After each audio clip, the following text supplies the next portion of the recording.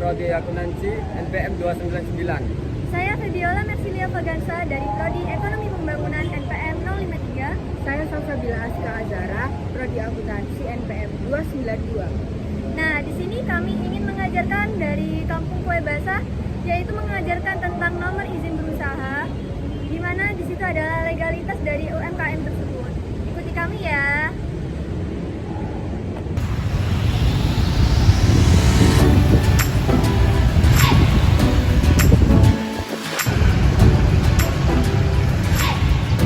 Halo, kami udah sampai nih di Kampung Kue Basah. Yeay!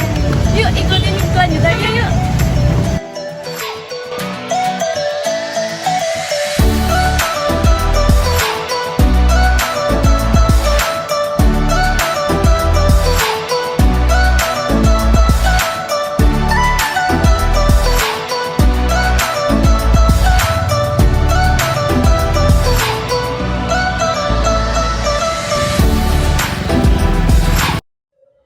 Assalamualaikum warahmatullahi wabarakatuh.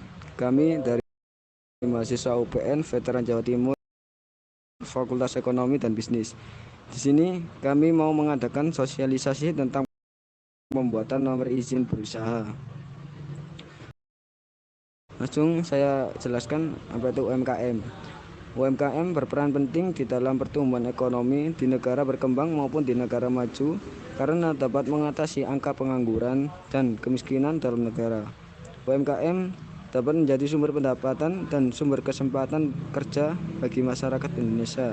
Jika memiliki perizinan usaha, UMKM akan mendapatkan jaminan perlindungan hukum, memudahkan pengembangan usaha dan pemasaran usaha, diberi kemudahan akses pembiayaan dan memperoleh pendamping serta pelatihan usaha dari pemerintah. Legalitas dalam menjalankan usaha merupakan hal yang penting bagi sebuah UMKM. Salah satu bentuk legalitas tersebut yaitu dengan nomor izin berusaha atau biasa kita sebut dengan NIB. Nah, sebelumnya saya akan menjelaskan terlebih dahulu pentingnya nomor izin berusaha untuk UMKM, yaitu berfungsi akan memperoleh dokumen legalitas perusahaan lainnya yang dibutuhkan untuk perizinan usaha. Selain itu juga mendapatkan fasilitas fiskal berupa pemudahan pengajuan pembiayaan sebagai hak akses kepabean, pendaftaran asuransi kesehatan sosial, pendaftaran jaminan sosial ketenagakerjaan, dan pelaporan wajib ketenagakerjaan. Sebelum lebih lanjut, di sini ibu-ibu apa ada yang sudah mempunyai nomor izin berusaha? Nah, di sini saya akan mengajarkan ibu-ibu caranya untuk mendaftarkan nomor izin berusaha. Pertama-tama yang harus disiapkan adalah nomor induk kependudukan, yang kedua nomor ponsel yang aktif dan terhubung dengan aplikasi WhatsApp, yang ketiga adalah KTP.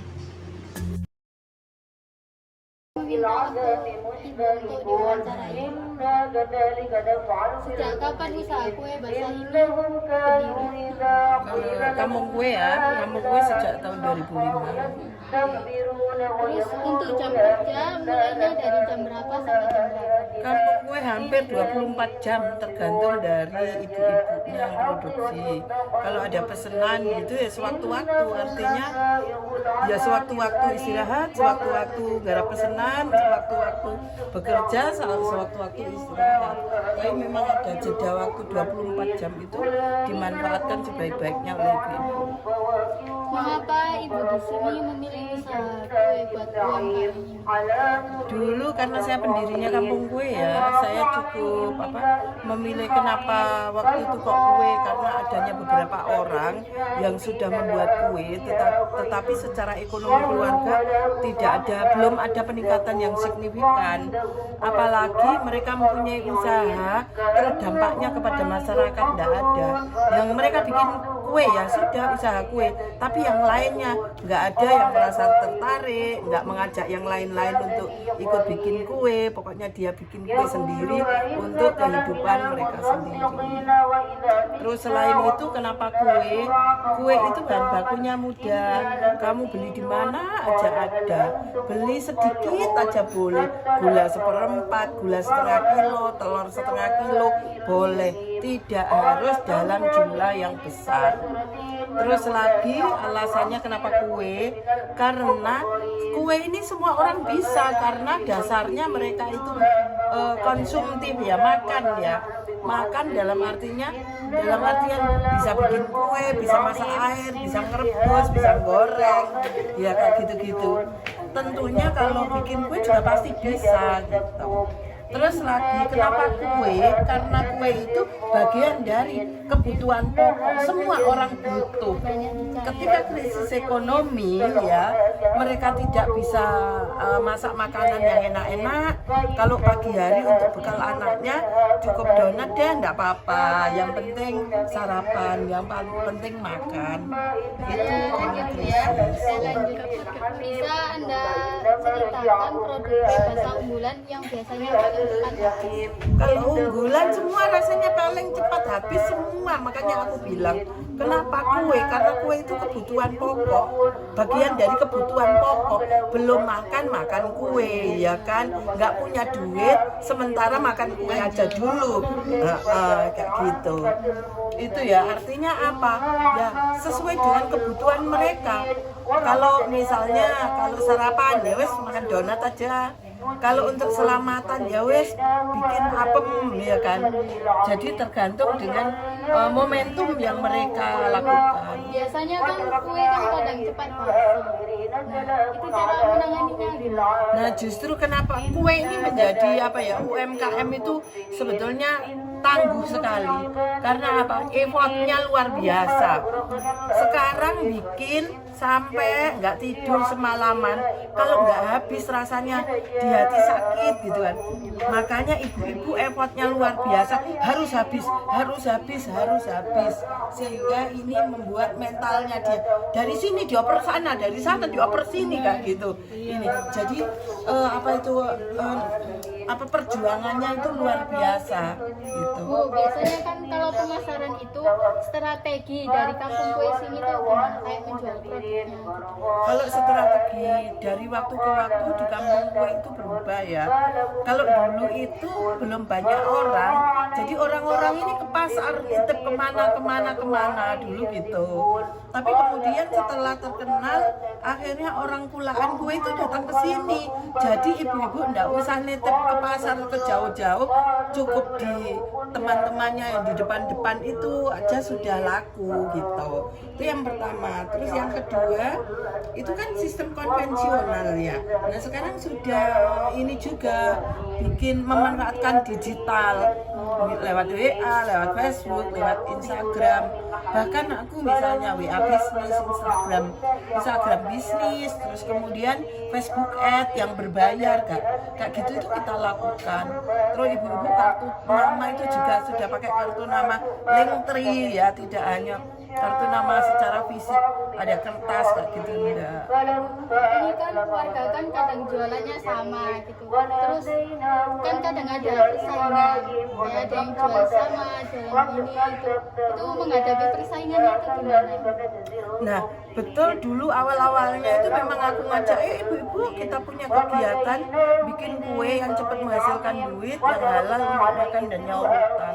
Apa Bu Irul ya? Bikin apa terserah. Makanya ada yang sama kembar-kembar gitu. Kembar-kembar waktu itu. Terus kemudian saking banyaknya yang kembar-kembar, akhirnya kita atur. Kalau bisa salah satu kue misalnya lemper, kalau sudah ada 3 orang ya sudahlah berhenti gitu kan. Itu aturan mainnya. Tapi kemudian lambat laun itu kita ketika menghadapi pandemi, kemudian kita batas, nggak usah kita batasi aja gak payu Mbak, karena waktu itu pandemi. Apalagi dibatasi, akhirnya apa? Kita biarkan, wis gak apa-apa wis, pokoknya ekonomi nih ibu-ibu maju wis gak apa-apa. Akhirnya sekarang banyak kue-kue yang sama, tetapi masing-masing itu punya karakter berbeda. Risolesnya ini risoles segitiga, punyanya Bu Suiten risoles biasa, punyanya Bu Irul risoles mayo, punya ibu-ibu dijual risolesnya di lapak-lapak, punyanya Bu Irul risoles mayo ada enggak? Ada juga, tapi Bu Irul kan nggak jual di lapak. Nah, memang ada hal-hal yang ini, tapi yang perlu Bu Irul sampaikan adalah bahwa persaingan itu tidak kita maknai sesuatu yang negatif, tapi persaingan yang positif. Bayangkan ketika kampung kue mendapat pesanan 12.000 kotak kue. Ayo. Kalau nggak ada orang lemper, risoles. Kalau butuh lemper 12.000 piye carane? Ayo. Nah, makanya kolaborasi yang kita lakukan bukan yang namanya persaingan tadi ya. Itu yang akhirnya Bu Irul selalu ngajari bahwa dulu di sini orang-orang itu nganggur jagongan, petan, rasan-rasan. Tapi bagaimana itu kita rubah menjadi sesuatu yang positif. Yang akhirnya ada rasan-rasannya itu untuk memperkenalkan kuenya gitu kan. Ada rasan-rasannya. Mana aku ada kampung kue. Ini kan juga kebiasaan ngomong. Ini kita sampaikan ke masyarakat bahwa kita punya kampung kue. Begitu juga dengan itu tadi. Kolaborasi itu. Ini langsung dilanjut sama rekan-rekan saya buat proses pembuatan NIB. Monggo. Proses pembuatan NIB. 1. Kunjungi laman web oss.go.id. Klik daftar pada pojok kanan atas laman web. Klik pilih pada bagian UMKM apabila usaha yang dijalankan memiliki lebih dari 5 miliar rupiah, maka dapat beralih ke bagian non-UKM. Lalu klik pilih. Setelah muncul kolom jenis pelaku usaha, pilih jenis usaha yaitu orang perseorangan atau badan usaha. Pada kolom nomor telepon seluler, isi dengan nomor telepon aktif. Pada kolom alamat email, isi dengan alamat email yang masih aktif. Kemudian, pastikan bahwa email dan nomor telepon yang dimasukkan sudah terisi dan benar. Lalu klik kirim kode verifikasi melalui email. Cek kode verifikasi pada alamat email yang telah dikirimkan. Kemudian, masukkan 6 digit kode verifikasi. Ketik nama lengkap sesuai dengan eKTP. Masukkan password yang akan digunakan untuk masuk ke akun OSS. Ketentuan password minimal 8 karakter dengan kombinasi huruf kapital, huruf kecil, angka, dan simbol. Pastikan data yang diisi sudah benar. Kemudian, untuk mengirimkan data yang sudah diisi, klik konfirmasi. Masukkan nik, jenis kelamin, tanggal lahir, dan alamat lengkap pemilik usaha. Kemudian klik daftar. Username dan password akan dikirimkan oleh sistem melalui email yang telah didaftarkan. Akun akses yang telah didaftarkan sudah dapat digunakan untuk login ke OSS setelah langkah pendaftaran akun akses ke OSS. Selanjutnya adalah cara mendaftarkan UMKM tersebut untuk mendapatkan NIB dengan beberapa langkah berikut. Sebelumnya, kunjungi situs oss.go.id. Langkah pertama, klik masuk di pojok kanan atas untuk membuat perizinan usaha NIB. Langkah kedua, masukkan username atau email dan password yang sudah didaftarkan. Langkah ketiga, masukkan kode CAPTCHA yang ada pada kolom yang sudah disediakan. Langkah keempat, pada bagian atas menu klik perizinan berusaha dilanjutkan dengan klik permohonan baru. Langkah kelima, kemudian lengkapi data pelaku usaha, data bidang usaha, data detail bidang usaha, data produk atau jasa. Langkah keenam, setelah melengkapi ketentuan pendaftaran, periksa kembali data yang telah ditetapkan. Langkah ketujuh, lengkapi dokumen persetujuan lingkungan atau KBLI atau bidang usaha tertentu. Langkah ke-8, pahami dan centang persetujuan mandiri. Langkah ke-9, periksa draft perizinan berusaha. Langkah ke-10, setelah langkah-langkah di atas selesai dilakukan, akan muncul opsi dokumen yang ingin dicetak. Langkah terakhir, klik opsi cetak NIB yang berwarna biru. Dokumen akan muncul dalam format PDF, kemudian klik ikon print atau cetak di bagian kanan atas dokumen. Lalu klik print untuk konfirmasi, NIB sudah berhasil dicetak.